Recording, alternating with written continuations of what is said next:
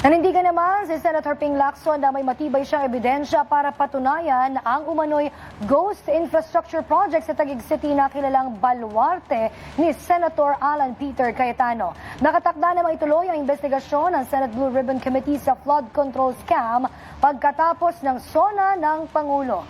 Ang lahat ng yan tinutukan sa pagbabalik ni Daniel Manalastas. Sa isang post sa X, ibinuking ni Senator Ping Lacson ang umano'y ghost infrastructure project sa Taguig. Kabuuang aabot sa 2.085 billion pesos mula sa 6.79 billion pesos na umano'y insertions sa ilalim ng 2025 General Appropriations Act. May nadokumento na raw silang hindi bababa sa 2 case study at wala raw itong atrasan. Matatandaang Taguig ang kilalang baluarte ni Senate Minority Leader Alan Peter Cayetano. Wala pang bagong pahayag si Cayetano sa tirada ni Lacson, pero una na niyang itinanggi na may ghost project sa kanilang syudad. Kung may mapapakita po kayo, mananagot.